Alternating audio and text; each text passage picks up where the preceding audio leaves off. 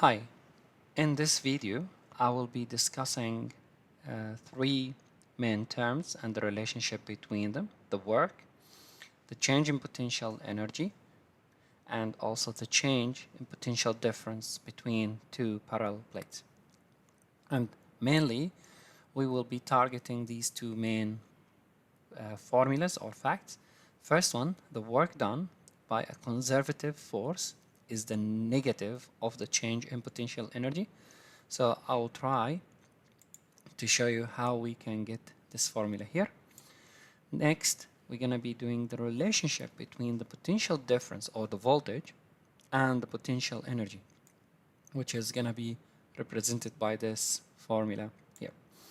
To do this, I will be using these two images here, where you can see on the right side, I have a free charge is going to be moving freely between two parallel plates.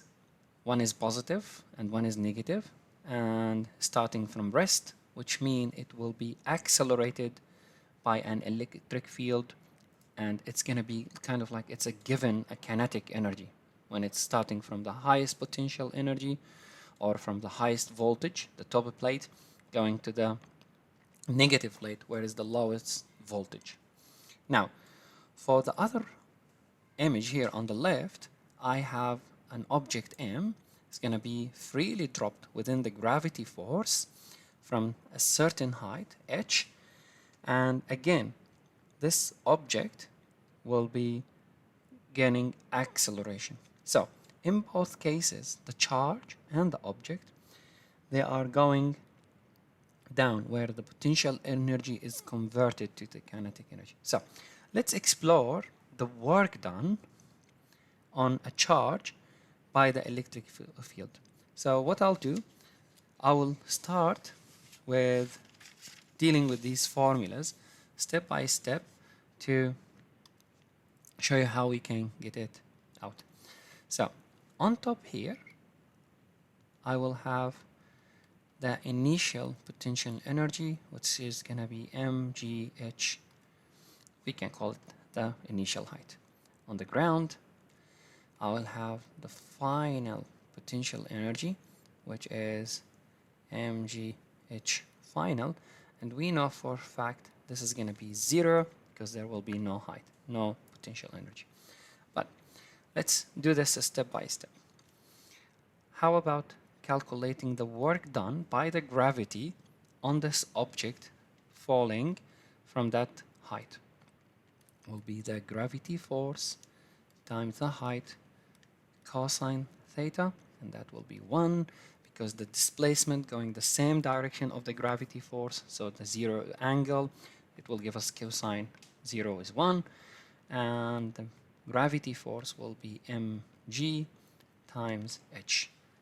That will be the work done by the gravity.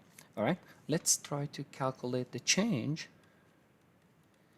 in potential energy between the initial start and the ground. So it will be the potential energy final minus the potential energy initial. Here is the minus, and that will give us mg final minus h initial. That is no longer exist. That will give us mgh, and with the negative, and that will be the change in potential energy. Sorry, let's erase this a bit and fix it. Okay, that will change in potential energy equal minus mgh. And you can see that mgh here, it's equal also the work. So I can take this quantity here just by itself to give me or represent the work, which means I can say that, oh yes, the change in potential energy equal the work, but I will put with that the negative. Or the other way around, you can say the work equal the negative change in potential energy. It doesn't matter. The sign will be going both sides. So that's the first formula in our statement here, that the work equal the negative change in potential energy. Okay, now let's see if we can deal with the calculating the potential difference between the two plates. Now we said these two parallel plates have a potential difference between them. So I have high potential difference here, and here I have a low potential difference, potential voltage, and that will make the delta V equal something, or that potential difference. But by the definition, the potential difference means it's how much energy required to move a charge between 2 points. So in our case here, I have this charge Q. It's going to be moving between 2 points, A and B, within two different energy, from highest potential energy here to the lowest potential energy. So if I say low and here is high, I can do that.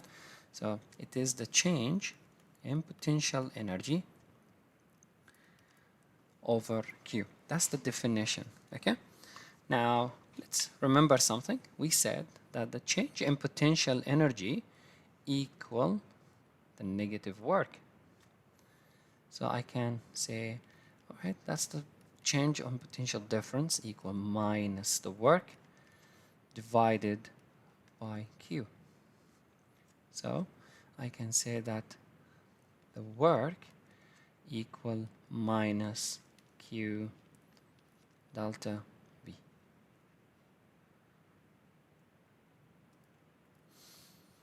I can say that.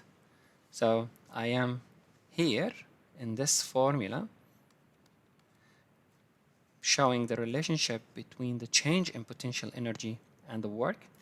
Here I am showing the relationship between the work and the change in potential difference. I can, from these two formulas, say as well that, well, we said work equal change in potential energy. We said as well work equal minus Q delta V. That means I can say that the change in potential energy equal